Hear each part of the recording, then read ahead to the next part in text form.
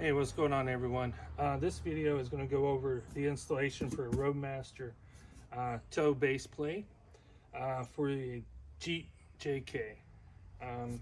These base plates are kind of somewhat vehicle specific in the way that it kind of depends upon which bumper you're running on which version of the base plate you need to get. This one here is set up to run on a 2013 Jeep Rubicon. With the OEM bumper. Now you can get versions like for the 10th anniversary Rubicon bumper and a couple of other different versions. It comes with all the hardware, everything you're going to need to install the base plate. And one of the things I really like about this base plate is they include these two brackets. You've got the bracket to where you can hook your 6-pin connector up to, and also if you're for your braking system, it has the bracket to install your breakaway.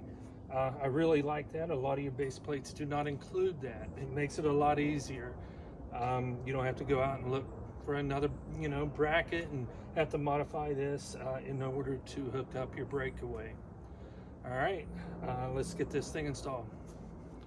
Okay, so they designed this base plate to be, as easy of an install as possible, and use as much of the existing holes on the frame of the vehicle as possible.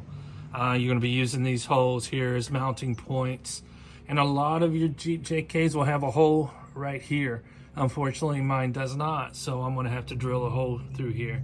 There is a hole on the back side, and I think in their instructions they state that you can use that hole to drill through this side of the frame. But that seems like it's just going to be too much work. I would have to remove my bumper and remove all of this, and it's still tight, having to work back there to drill through this way. So my solution is going to be, I'm just going to do a mock install of the base plate, get everything snugged up, install the brace here, and then use the hole on the brace to drill through the frame on this side. All right, so let's get started. Okay, so when I get the base plate lined up on the frame, I'm going to use this hardware here. These are the 1.5 inch long bolts. These will go on the underside of the base plate. Okay, so once you get the nut lined up on the inside, just take your bolt, get it started in the nut.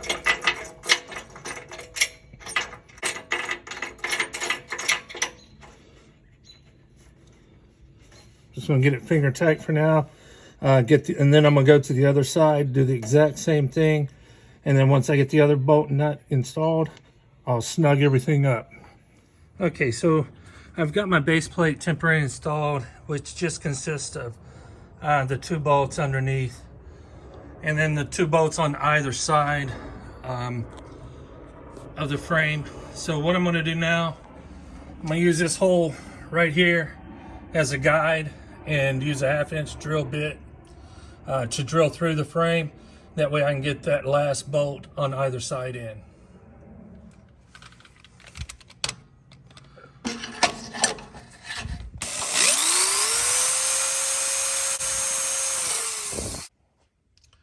Okay, so once you get that hole drilled, what you want to do is run the bolt from the inside of the frame out.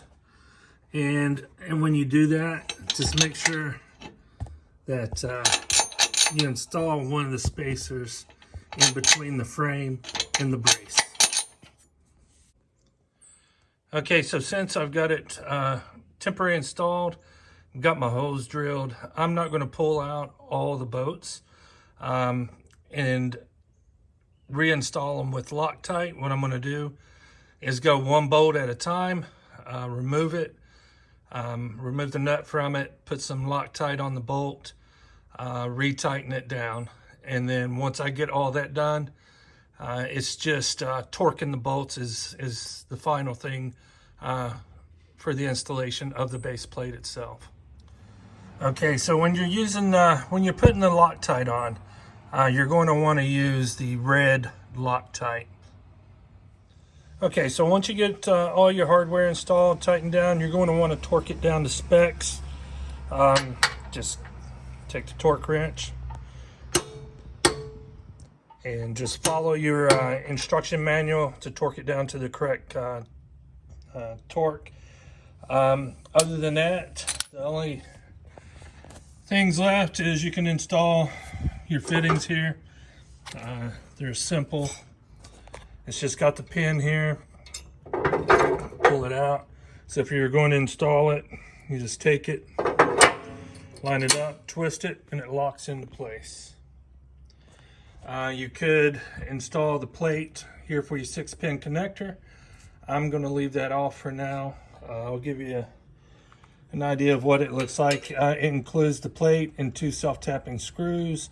You can install it right there for your 6-pin connector. However, I'm getting ready to wire mine up, so I'm going to leave that off. Okay, so once you get all your hardware installed, tightened down, you're going to want to torque it down to specs. Just take the torque wrench and just follow your instruction manual to torque it down to the correct torque. Other than that, the only things left is you can install your fittings here. They're simple. It's just got the pin here. Pull it out. So if you're going to install it, you just take it, line it up, twist it, and it locks into place. You could install the plate here for your 6-pin connector. I'm going to leave that off for now. I'll give you an idea of what it looks like. It includes the plate and 2 self-tapping screws. You can install it right there for your 6-pin connector. However, I'm getting ready to wire mine up, so I'm going to leave that off. Okay, so this is what the base plate looks like installed on the Jeep. I like it because it's not real noticeable. It doesn't stick out like a sore thumb. It's just nice and sleek, and that's what I like about it as well. All right, that wraps up the installation of the Roadmaster Baseplate. It works really well with their tow bar. It's simple setup. If you have any questions, put them in the comments down below, and I'll try to answer them if I can. If you liked the video and it helped you out, do me a favor, hit the like button and subscribe to the channel. Later.